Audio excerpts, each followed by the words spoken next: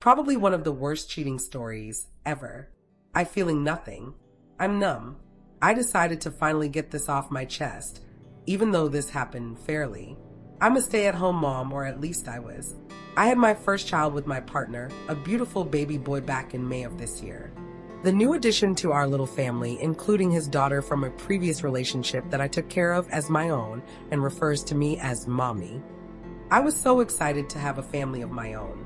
I've worked most of my life, including my entire pregnancy, so being a stay-at-home mom was very new to me. In the beginning, it was extremely challenging, but eventually I got the hang of it. My partner would handle majority of the bills and expenses while I take care of the kids, housework, dinner, and make his lunches for work. My partner worked overnight shifts, so on top of taking care of the children, I was in charge of waking him up for work, which wasn't an easy task at all. Much like a child, he'd throw fits and yell as I attempt to wake him alarm after alarm. All the while, I cooked dinner and get the kids ready for bed. Eventually, he'd wake up, but not late it'd be too late, because then it'd be my fault. I will say my partner was mostly faithful with some slip-up, where I'd catch texts of him flirting with coworkers or old flings, and we had one big cheating incident a few weeks before I went into labor. Why I stayed? I don't know. Helplessness? Wanting a family of my own like I never had? I don't know. Maybe. After the birth of my son, things seemed to be getting better. My partner worked hard and was promoted twice in less than a year, bringing in more money to our household and boosting his ego. I continued to do my part: cook, clean, make his lunch, and wake him for work. One night, I'm doing my usual routine cooking, making his lunch, and then I wake him for work. But this time something felt off. My intuition was telling me something. I tried to fight these thoughts, but I just couldn't.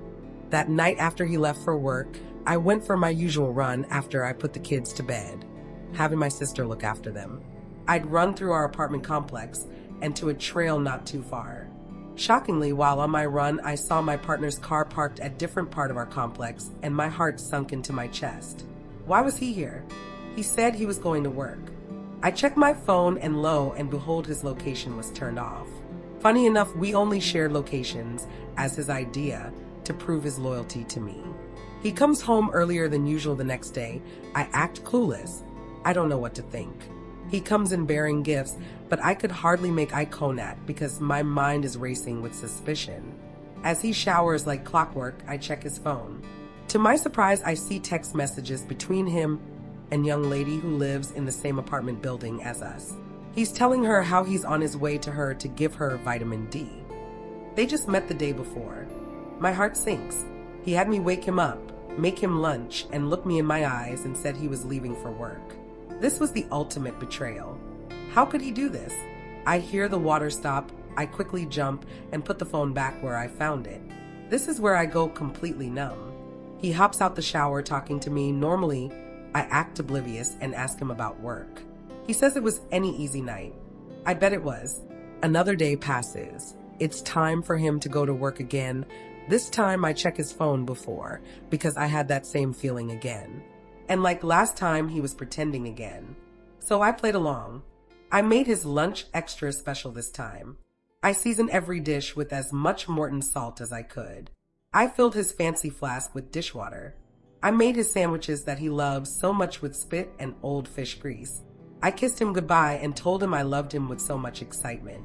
Later that night, when I went on my run and saw his car parked once again in the same spot I lost it, I went upstairs to our apartment and grabbed every messy condiment I could find, and I decorated his car.